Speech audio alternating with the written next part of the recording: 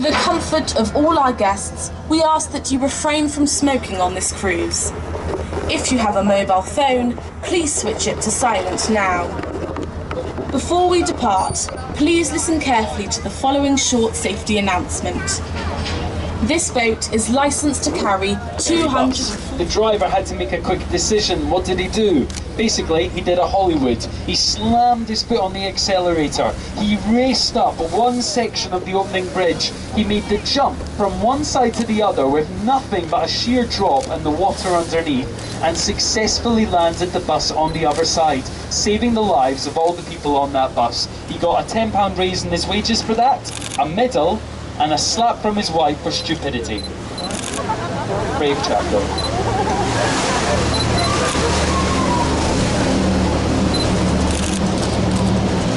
Now the Tower of London on your right hand side was at one point also a royal prison, as it's most famously known. You can see the bricked up entry to Traitor's Gate just down the bottom. At one time, that would have been London's first one-way system. If you went through there, you probably weren't coming back out, at least intact.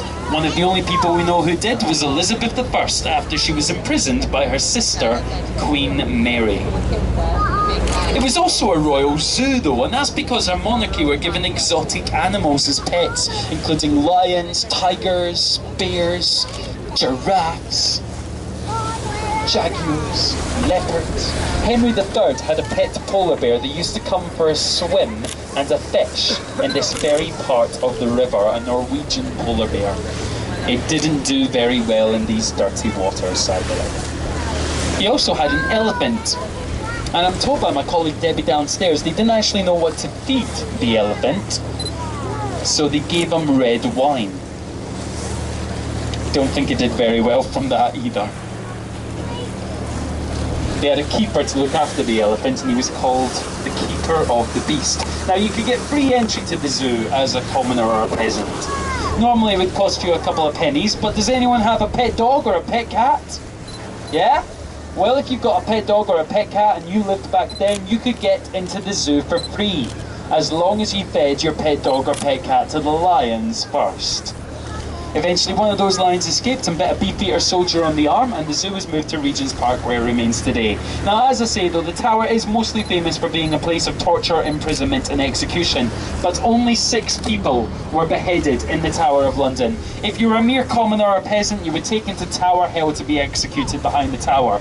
3 Queens of England though got private executions in the tower. 2 of them were wives of Henry VIII, Anne Boleyn and Catherine Howard. If anyone can tell me the name of the 3rd Queen as we leave the boat, I will give you a high five.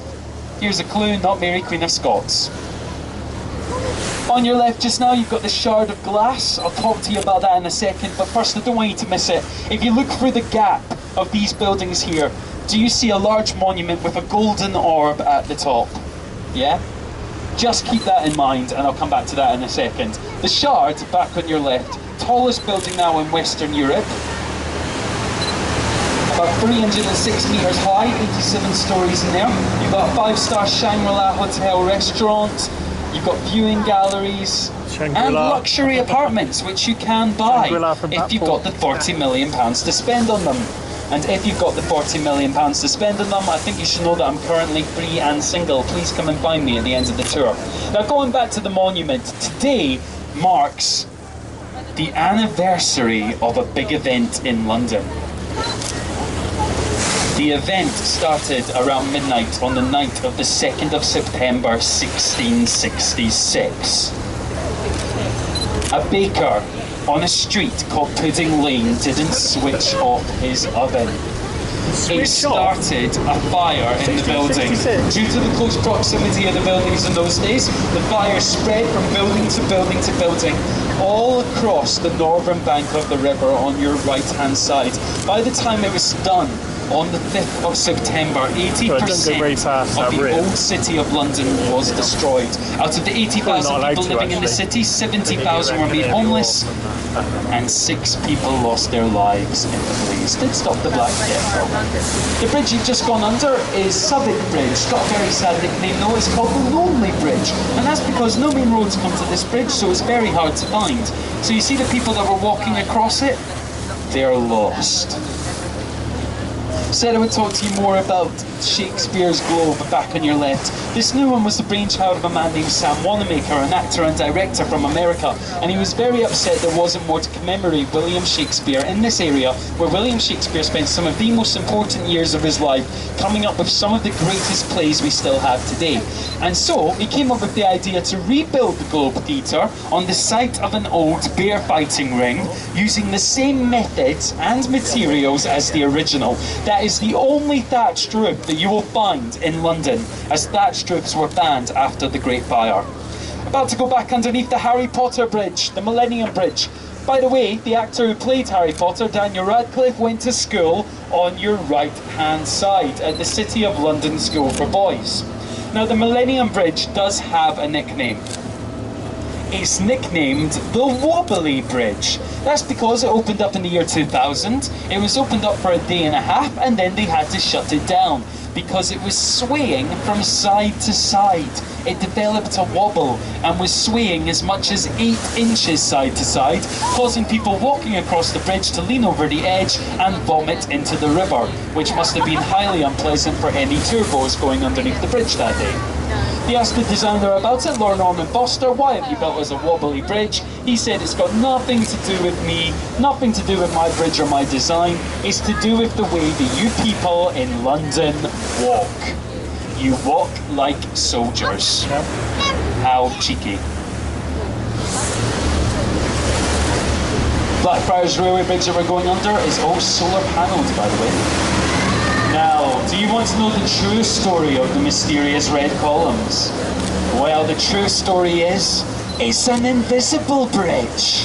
For all you Harry Potter fans, that is an invisible bridge which carries the Hogwarts Express to King's Cross Station and platform 9 3/4. So if you just saw the Hogwarts Express, you are a wizard.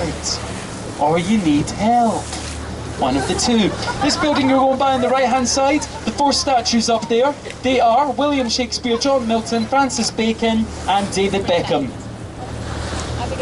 He's got a football. Sir Isaac Newton with a globe. That is the old City of London School for Boys. The ship coming up on your right hand side is the HMS President, one of only 3 Royal Navy vessels still afloat after the First World War. It served as a decoy vessel back then and is now permanently moored here as a restaurant. It's a bit like a dazzle ship, isn't it? Doesn't always look like this. The artwork on it has been designed and created by a German artist and is meant to commemorate the 100-year anniversary of the First World War. He was inspired by the camouflage techniques used on dazzle ships back then to dazzle deceive U-boats. The whole area on your right hand side is the area of Temple. It belonged to the Knights Templar. They lost it when they went to fight in the Crusades. They lent it to the lawyers and barristers who changed the law, created something called squatters' rights and took the land for themselves. You've got the Inns and Courts of Justice down there, beautiful walk to take. The archway on your right hand side with the old man's face in it, got the words King's Reach under it. The old man is Old Father Thames and he's protecting us on the river today. The words King's Reach tell us we've just come out of the City of London and into the City of Westminster. You've got a city within a city in London. The City of Westminster has its own rules, its own legislations, its own mayor and its own police force. Now tradition has it that if the monarchy wishes to pass from one city into the other, he or she must first ask permission from the mayor of that city. They still do that for traditional purposes once a year, I believe.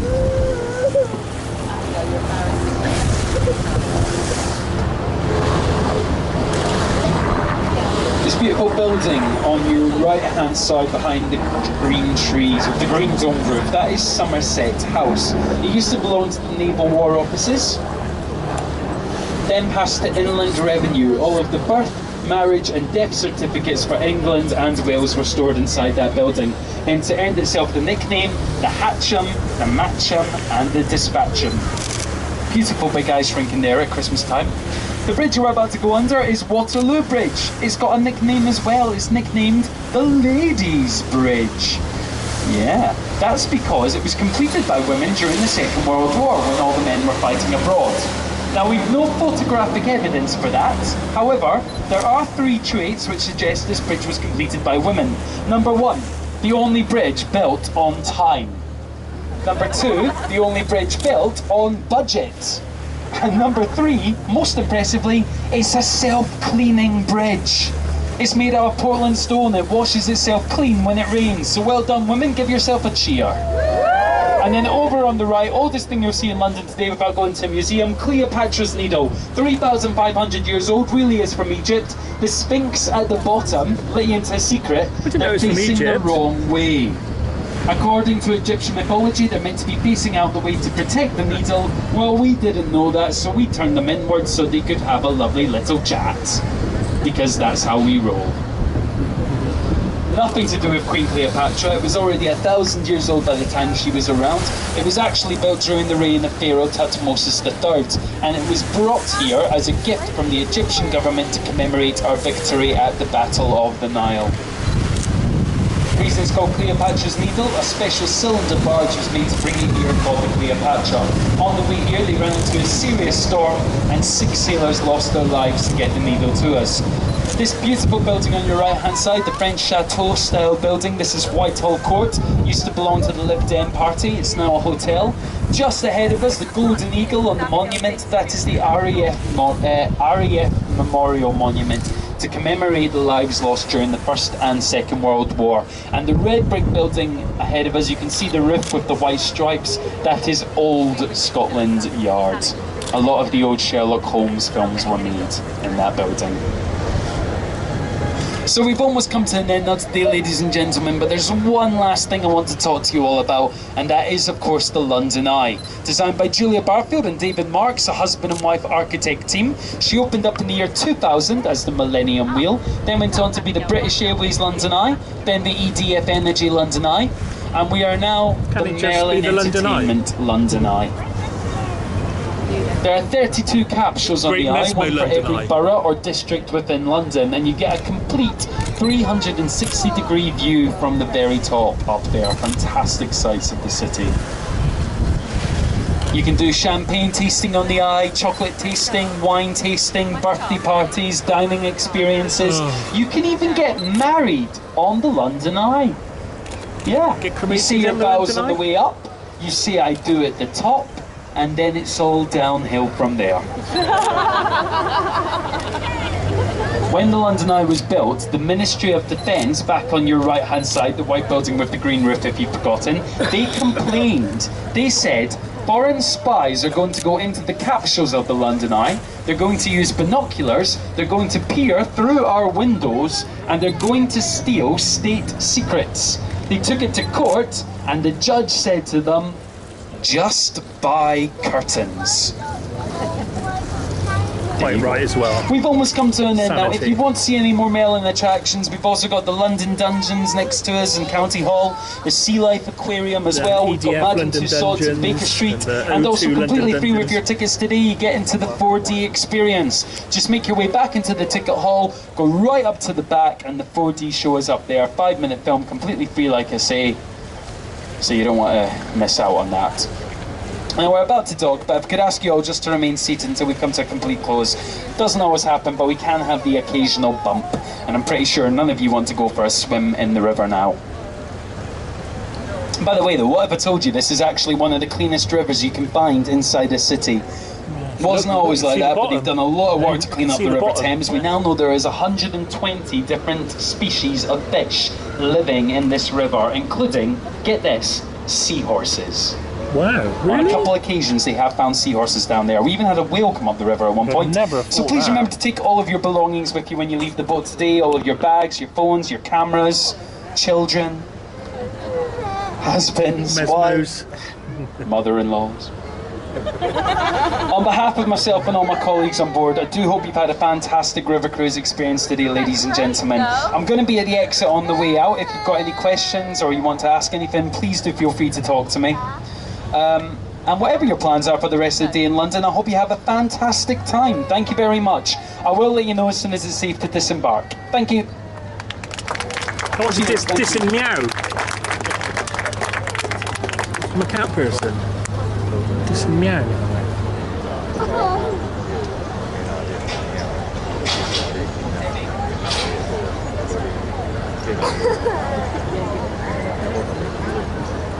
Yeah, each one every now and again.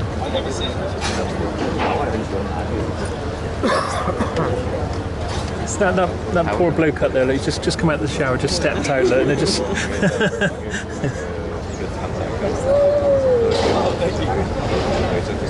That's the old GLC building there, isn't it? Yeah, Greater London Council. When that's great, ladies and gentlemen. It is now 6. I'll make you way to the exits. Have a fantastic day, and I'll see you on the way out. What's his name? I can see his face. I can't remember what his name is. He used to be the head of the council on GLC. Remember him? The 80s.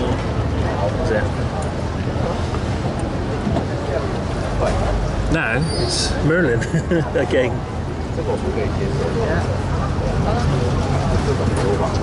So you're operated by the Mice Backs, not only by... Oh, leased, I should say, yeah. I think they probably lease everything. Tower, Blackwell Tower, Alton Towers, possibly.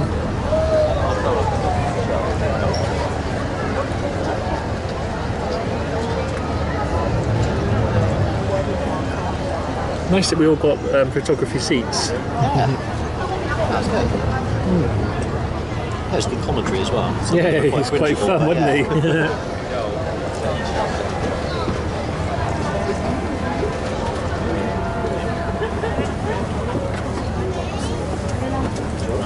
Yeah, most enjoyable. Just to get the tower along the Tower Bridge. Yeah, just about had enough zoom to frame it. Quite, it's only just enough 3 times. Just for framing. Yeah.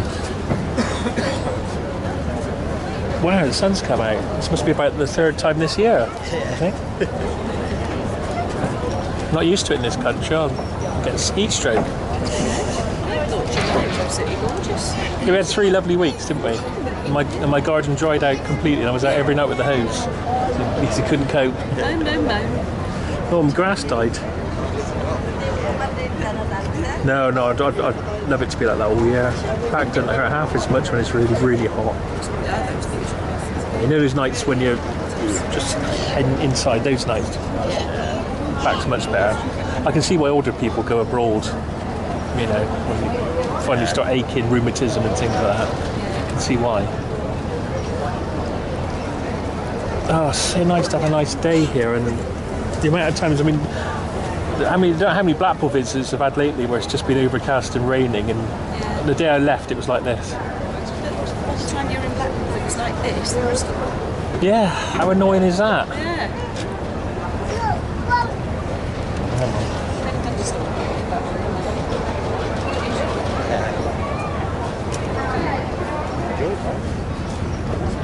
Yeah, lovely.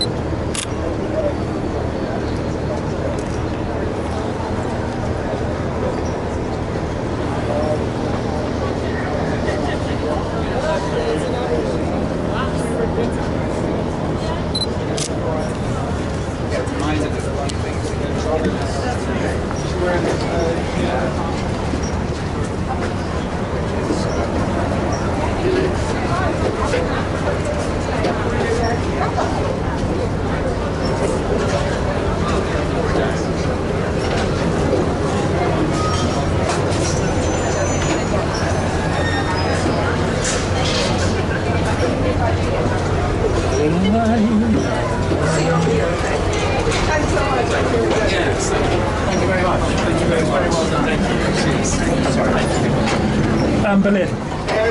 Hey. I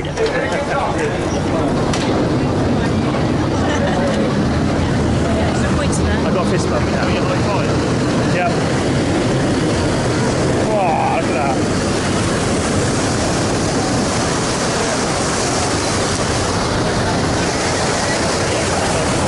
Yeah. Diesel power. Get your nitrous particles here. Way.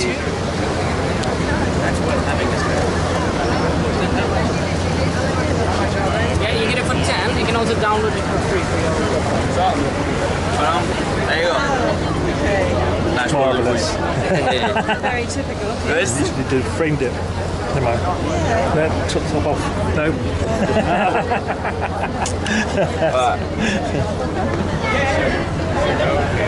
Yeah, just because it went in the... Yep. Professional photographer, that's Yeah. He didn't even get it framed right, did he? It's not like he was rushed, was it?